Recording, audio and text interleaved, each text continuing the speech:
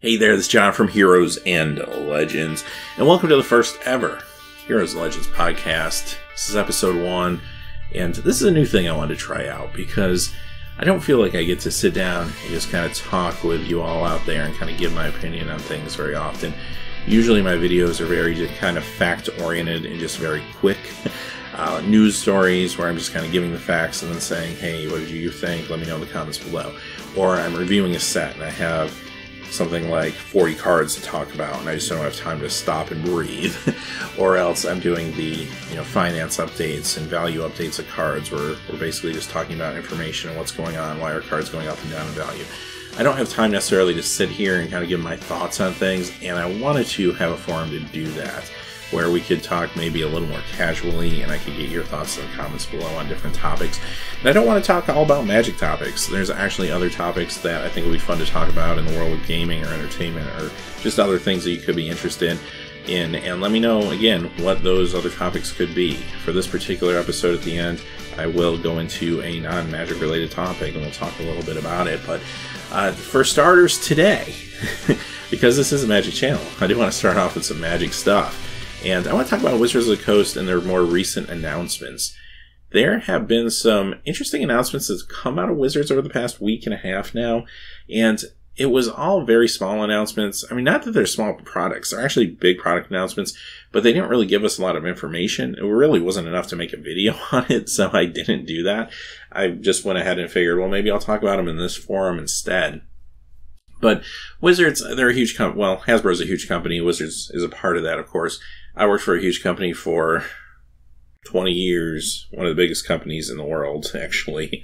And I can tell you from experience that it is very difficult to get the entire vehicle of the corporation to kind of move in the same direction and follow the same plan. And I think Wizards is suffering with that recently with some of these product announcements.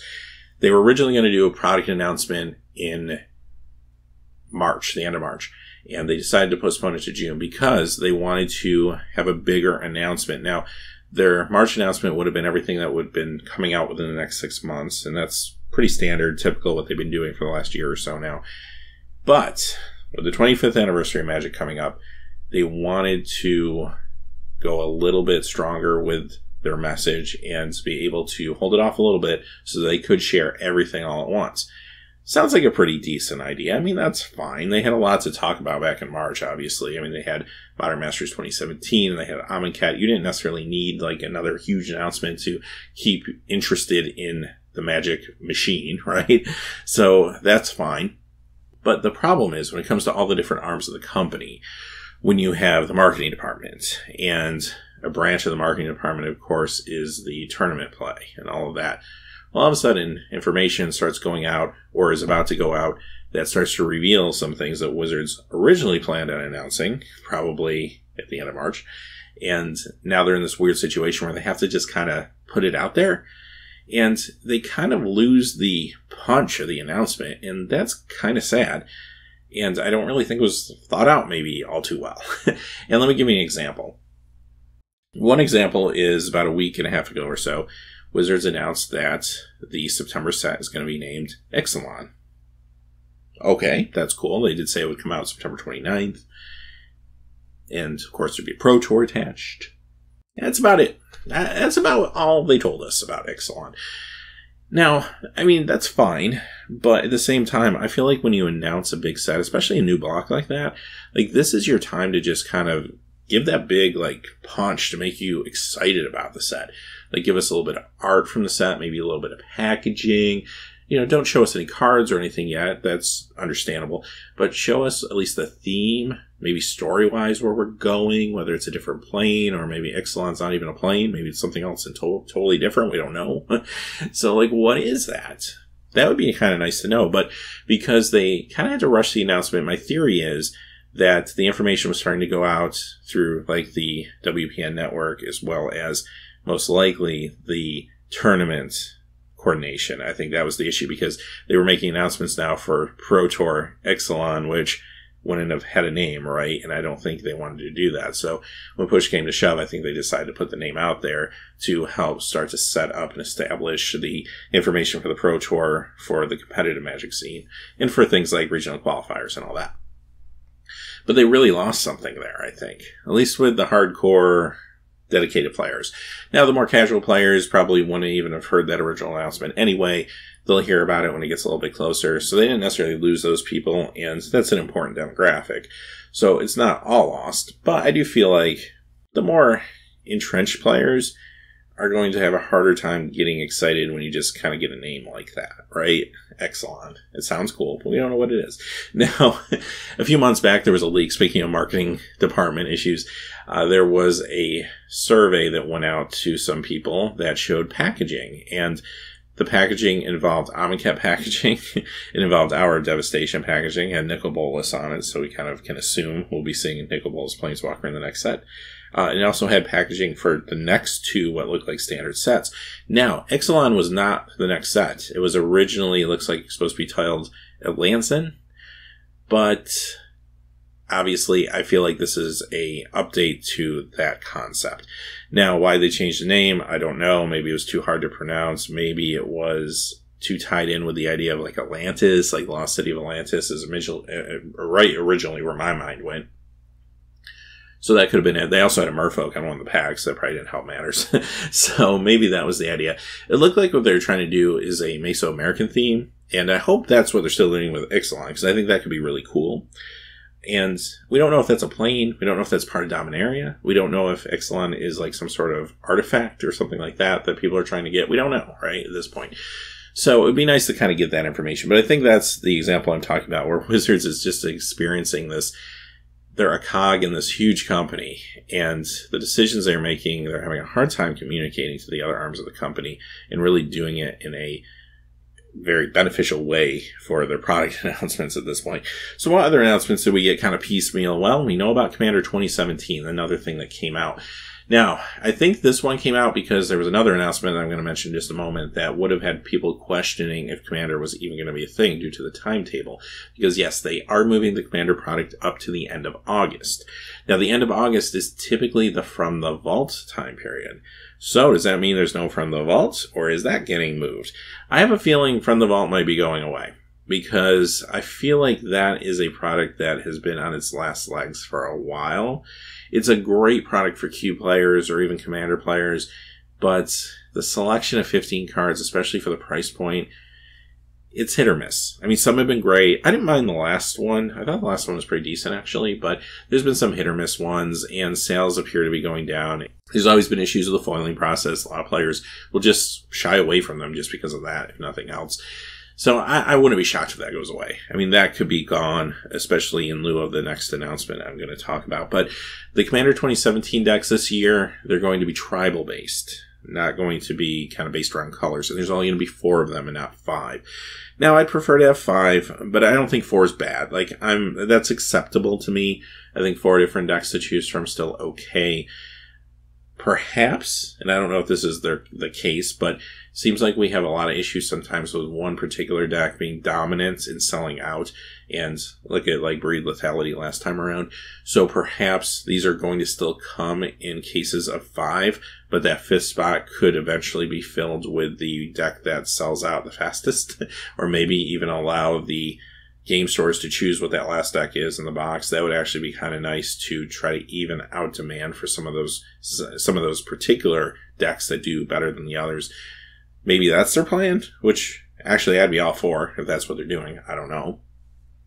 But the idea of tribal, I think with the 25th anniversary of Magic, my theory is we're going to see goblins, merfolk, elves, and zombies. Those were the original tribes. If you go back to Alpha Beta Unlimited, I mean, zombies had Zombie Master, merfolk had Lord of Atlantis, the goblins had Goblin King. Now, the elves didn't have truly a elf lord necessarily, but they were still a very popular tribe because they're very powerful with the mana ramp and everything. They can do some broken things, so folks kind of gravitated to that tribe too. So I could see that being where they're going with this, and that's pretty cool. Date-wise, the end of August, I think that's fine. It's still something you could pick up for a holiday gift. It's a little bit early, but a lot of times people do they're shopping online as early as September, October. So I think that's not bad for those purposes. It used to really feel like a holiday gift in November. So if they're not doing Commander in November, what are they doing? Well, here's the big bomb, I guess, of the week. Iconic Masters. All right. Where do I start with this? Let me read you what Wizards said about it first. Iconic Masters offers players a tour through some of the most powerful cards in over 23 years of Magic history. Featuring new artwork on many cards, the set brings an array of massive angels, sphinxes, demons, dragons, and hydras, alongside some favorite and most memorable spells. Every box of Iconic Masters contains 24 booster packs, each with 15 randomly inserted game cards, including one premium card in every pack. Retail price per pack will be $9.99 for MSRP. And of course, this will be released in November. However, there's not going to be a regular spoiler season because Hasbro is doing an event called HasCon. And HasCon, Hasbro Convention, if you will, is going to take place between September 8th and 10th. There's going to be a pre-release there. Players who sit down and play in that pre-release are going to have no knowledge of the set, as long as nothing gets leaked between now and then. The idea is they'll have no knowledge of the set. They're going to sit down, open these packs, and be shocked alongside all of us watching, I'm sure. That's a cool idea, but my assumption is we had to get this announcement rushed out because they were starting to put the marketing in place for HasCon. That's my guess. And when people found out this set was going to come out in November, they were going to ask what happened to Commander. So the Commander announcement had to get pushed.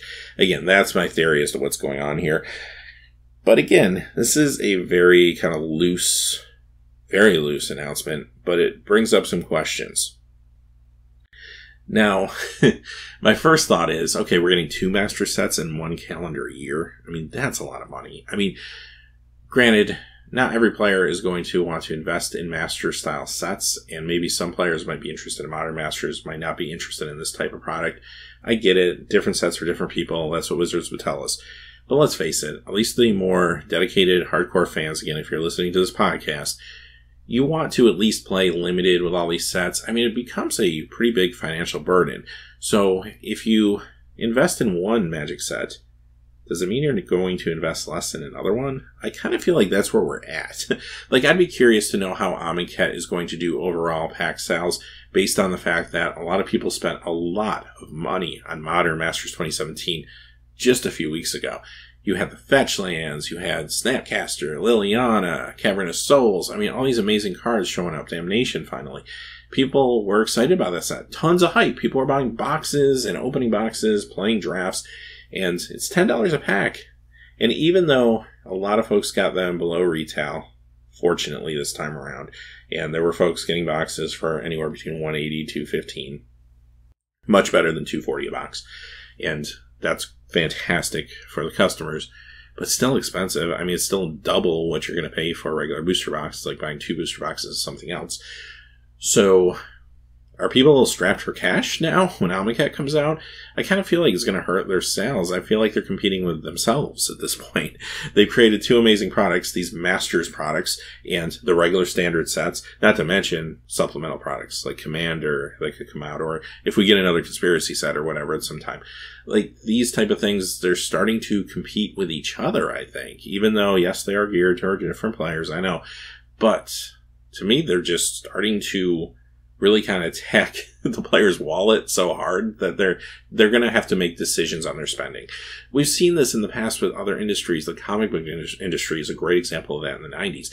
They got so big so fast based on the back of speculation and resellers and people trying to flip product that these companies just expanded. And it got to the point where your casual fan walks in the comic book store. It's overwhelming. There's too many selections, and I can only spend X amount of money on comic books, which means I might have bought 10 Marvel comics last week, but now that they've added all these titles, I just can't afford that. I'm still going to buy 10, but Marvel's producing 10 more books than they did the week before, So that type of thing is very well documented when it comes to basically businesses competing with themselves.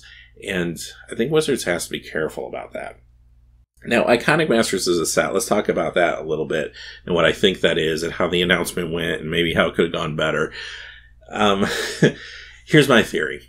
I think this is Eternal Masters. I think Eternal Masters, the name was confusing to a lot of people. And remember when that set was announced, there was this craziness about Wizards is creating a new format called Eternal, and that it's going to be basically non-reserve list Legacy.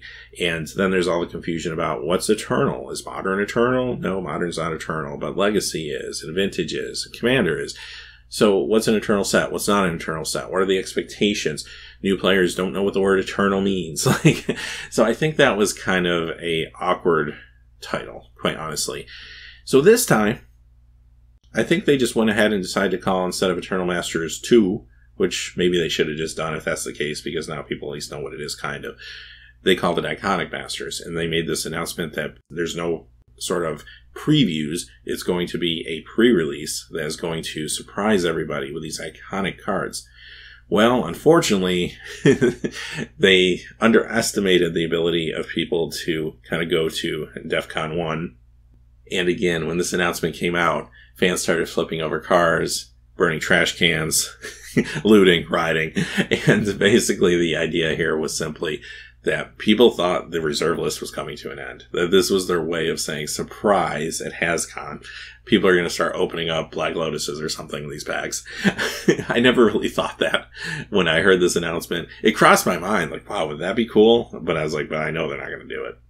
So that's where a lot of people went immediately. Like, this is going to be the end of the reserve list, and all these cards are going to be coming out. And I kind of wish it was. I mean, that's a whole topic for another day, the reserve list. But I kind of wish they could get rid of the reserve list. The problem is, how would they execute it? I have a real problem with that. I don't know if they can execute it in any good way. They can't even get the modern reprints reprinted in time to keep those values from going crazy. How would they manage legacy, vintage cards, and all of that? We'll talk about that another day, but I think that would be a huge problem for them, and I don't think they have a good answer for it, and I think they'll make more people upset than they would actually please at the end, because, again, there's going to be the pressure from corporate to make money. I mean, you could do it. I could probably think of ways to do it, but they're not going to be money-making ways. They're going to need to make money if they do it, and they would definitely create a situation that would be almost a frenzy, I think. And I don't know if that's going to be good for their player base. But again, like I said, that's a story for another day where we can kind of ponder that whole issue. But I really think this is just Eternal Masters. It's interesting that in their announcement, they focused on some of these like angels, dragons, sphinxes, hydras, demons, because you don't think of those necessarily as competitive cards usually. I mean, there's a few that are really good, like Grizzlebrand or whatever. But I think for the most part, they're trying to get across that don't have too high expectations. There's going to be a lot of casual cards in here, a lot of good commander cards, and maybe there's going to be some high value cards, because obviously we're charging $10 a pack, so we have to give you some really good spells too. So you might get like a Mana Drain or something like that as one of the big cards. I'm willing to think, again, if this is truly the new Eternal Masters, Force of Will be back. Maybe another one of the big cards from the Mythic slot last time around. But they do have other opportunities, like Mana Drain is one I mentioned, that could definitely be a Mythic and would be something that garners a lot of attention, I think. So they have ways to add value to the set, but I think overall they don't want to oversell the fact that it's still going to be meant for maybe casual players, at least on some level. And I think that's what you see in the announcement. Be interesting to see what happens at HasCon, and if they can actually keep all these cards a secret between now and then. That's the real trick. So good luck to Wizards. I hope they do, because I think that would be really cool to watch people open these packs for the first time and see what they actually get and see like the gameplay and everything. That could be really awesome, and I hope they market that well, and I hope it really comes off without a hitch, because if it's cool, that could be a huge selling point for this set, and that'd be great for them. But at the same time, like I said, it's another iconic, or another master set coming out in the same calendar year. That's a lot to expect from your player base. We'll see how it turns out. So those are like the big announcements I wanted to touch on, just give you my personal thoughts on some of them. Hope you found that helpful. Another thing, let's move on to another topic. And this is kind of sad news, but I wanted to bring it up because I think some other YouTubers have been talking about it. Rudy did a quick video on it the other day, and I'm nowhere near as big of a channel as many of the folks that are talking about it. But I want to do my part and talk about what happened to the Realm Games in Mansfield, Ohio. And this really is sad. I mean, this really sucks. if you haven't heard the story yet, basically this is a game store that got broken into. And I'm going to leave a link below to their Facebook page because they actually have the video. They had a camera in there. It didn't look like they had a security system, unfortunately. But they had a camera. And you can see the folks pretty clearly. I mean, they weren't wearing masks or anything. They came in, it was 7 in the morning. So it was early in the morning, not like late at night. 7 in the morning. And I mean, the sun looked like it was up. And you could see like the car outside, not super clear, but you could at least see the little bit of the car and the two people that came in. And the first one looks like they tried for a few minutes or a minute or so to get the door open. They eventually did break the door open, and it was like a smash and grab. I mean, they had to kind of know what they were going for there. I think they looked like they were pretty familiar with the setup because they went right to like a certain area of the store. Picked up a lot of cards, smashed cabinets, smashed display cases, just kind of destroyed like all the glass display cases, pulled out cards, smashed the register, grabbed cash out of there, and it just sucks. So check out the video, and I would appeal to anyone who has any information to contact the Mansfield, Ohio Police Department. There's a number, contact information on the Facebook page, so just check out the link below to that. And yeah, hopefully someone can help. I feel like these folks will get caught because they weren't very smart when it comes to not being seen by the camera, or obviously not knowing a camera was there maybe.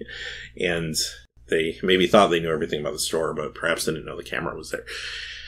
So it's just really sad because, I mean, obviously these game stores for a lot of people, a lot of kids even, I mean, it's a place to go after school or on weekends. It's safe and a good game store anyway. I mean, we've all been to bad ones. There's bad ones out there. But this one, I was reading their Facebook page, a lot of comments people left. It seems like it's a very positive place. There's a lot of real positive comments from the people that go there. So it seems like a real good game store from what I read there. And it's just kind of sad that kind of thing happened to them, because that's enough to put someone out of business, quite honestly. I mean, fixing all the expenses of fixing, like getting new display cases and fixing the door and the lock, and they're probably going to need a security system now. All those expenses, plus the inventory they lost, the money they lost, I mean, that can just sink a small business. So I hope that doesn't happen, and I think the community is rallying around these folks, which is good, but it's just really sad to see. And I don't know. Everywhere you go, there's bad things that happen, you know, to some degree. This isn't the first Magic or comic book store or whatever that's been broken into. We've heard these stories before and seen this type of thing before. I just hope they catch the folks that did this, and that store can survive at the end of the day. That's what's important. So anyway, kind of a downer there. But like I said, hopefully the story will have a happy ending and they will be able to get their business back together and these folks will get caught. All right. Another topic, one more topic I want to talk about today. Not a Magic topic. I want to talk about Nintendo, the Nintendo Classic Mini entertainment system. So this is a gaming topic. I mentioned at the top of the show, I wanted to branch out into a few other different things and some other maybe relevant news articles. So again, if you're here for the Magic, I understand you may tune out at this point, but if you're into some other things, other topics, let me know in the comments below what those might be, and we'll talk about them in future shows for sure. But I wanted to bring this up because I thought this was pretty interesting. Anyone who's interested in any sort of retro gaming, maybe used to play Nintendo, had a invested interest to some degree, I think, in this product and what was going to happen with this product. But long story short, for those of you not aware, right before the holidays, Nintendo released the Nintendo Classic Mini. It was a plug-and-play system that you plug directly into your television with an HDMI cable. It's very simple to use. It doesn't have to connect online or anything like that. It came with a controller, and the thing was tiny. I mean, you can see from the picture there, it kind of fits in the palm of someone's hand. And it was $59.99, excuse me. And it came with 30 games preloaded. A lot of the classic NES games from the 8-bit Nintendo days. Like, a lot of great games. You had your 3 Super Mario Brothers games. You had your 2 Zelda games. They had a lot of third-party games on there. They had Mega Man 2. They had the Ninja Gaiden. I think they had all 3, if I remember. They had, or maybe just 2 of them. Can't remember offhand. But they had some of the Ninja Gaiden games, Mega Man game. They had the second Contra game, not the first one. That was kind of lame. they had, I think Gradius was on there. They had some of the more classic, like black box, almost arcade style games like Donkey Kong and Pac-Man, stuff like that. So it was a really cool idea. Now, for the folks that are more into gaming, maybe you have a Wii or Wii U, you didn't necessarily need this because you could get those games through the virtual console. It would have been a little more expensive to do that, granted. This was a cheaper way to get those games, but then they're all in one place on your console, so you're kind of paying for the convenience of that, I guess, as opposed to having to buy a whole other thing to hook up to your TV and all that. So it seemed like a cool product, though, for casual players. Like, casual players, like, especially like the parents that grew up on Nintendo and now have kids and want to share that with their kids, seemed like a really cool idea. And they actually made a version for the United States. They also made a similar version for Europe. And then Japan had their version, which was the Famicom version, because in Japan you didn't have a Nintendo Entertainment System. You had the family computer, the Famicom. So that was their version of Nintendo, and they made their own version of that. So there. So far, so good, right? It seems like a great idea. Well, this thing sold out, like, immediately everywhere. You could not find this. This was, like, the hot item of the holidays. And Nintendo said that they're going to do everything they could to restock as quickly as they could. They were promising restocks prior to Christmas time. They did get some restocked, but not that many. Not enough to satisfy the demand. And then even after the holidays, they promised more restocks. And there have been some, but just not nearly enough for the demand for this product. And sadly, about a week ago, they announced that they are discontinuing the product. There'd be one or two more shipments in April, and then that was going to be it for this product. So what is going on here? Because the demand's there. I mean, Nintendo is basically printing money, you would think, with this thing. But here's the problem I see with it. I think that Nintendo, because they didn't have anything coming out for the holiday, the Switch wasn't going to come out till a little bit later in the winter, and it did, and it's doing great. They didn't have anything to kind of grab your attention over the holiday season, so they came up with this maybe as just something that wasn't even necessarily created to make a lot of money, but just to keep people thinking about Nintendo as they lead into the Switch. It's a cool idea, but my assumption is, since they didn't make these themselves, I mean, these were outsourced from another company that made them for them. They just basically put their licensing and their blessing on the product and in the games that were provided by them. And also, there's a lot of third-party games, which means those third-party companies are getting royalties from those games. And if you're selling those games basically much cheaper than you even are on Virtual Console, you could be taking a loss there. And I'm sure the expense of manufacturing from a separate company is going to be hefty as well. So if you sell these for $60 a piece, I wonder what the profit margin was for Nintendo. I feel like it was maybe just dollars for each one of these sold, which is still a profit, and, you know, why not do it? But at the same time, I have a feeling that maybe they just thought, you know what, we're making more money selling Switches right now. Let's just move on and just go all in on the Switch. And that's, to me, like I said, kind of sad, because I do think that there was a market for this, and I think Nintendo's underestimating how much of a maybe casual base would have bought into this and could have brought their kids into Nintendo gaming and those franchises and stuff like that, which would eventually translate into a Nintendo Switch or whatever console they want to bring out in the future. So, kind of is what it is, I guess. There are already rumors, although they're just rumors, that we're going to be getting a Super Nintendo version of this coming Christmas. But again, a lot of people have been burned now, and I don't know how to feel about that. Although, on the plus side, Nintendo now knows what kind of the demand is going to be behind a product like that, so maybe they'll actually be able to provide a better quantity for consumers out there. But, I don't know, for those of you who think Wizards beats us up sometimes, this one was really bad, I think, for fans of Nintendo. So much worse than a lot of things Wizards has done. So I don't know. I guess we'll kind of see how this unfolds. Kind of sad to me, like I said, because the sad part is, you know what? Yeah, I could buy these on Virtual Console if I was a more invested gamer. I could even get emulators, right? I mean, these things actually, you could crack this to actually run emulation on it. I mean, that wasn't intended by Nintendo, but you could actually put every Nintendo game ever made on this thing if you wanted to, instead of the 30 games. But, you know, it takes a little bit of time and expertise to do things like that, although it wasn't that hard, quite honestly, if you research it. And maybe that was an issue for Nintendo too. They were concerned about that cannibalizing future virtual console sales if it's too easy to crack these things and put all the games on them and people resell them with all the games, that type of thing. Maybe that became a concern for them. So I don't know what exactly happened there, but felt like it was a good product. It just felt like Nintendo didn't come through on this one. I mean, reminded me a little bit of the Amiibos when they first came out, and a lot of those were rare, hard to get, and folks were scrambling to get them, and resellers started buying up the stock, reselling them for huge increases in percentage, and that's always a problem for your consumer base, and also eventually for the company when that keeps happening, because people lose faith in the company, and they just move on to other things. But I don't know. I feel like this could have been something that really could have been a huge deal for Nintendo, and it kind of ended on a sour note.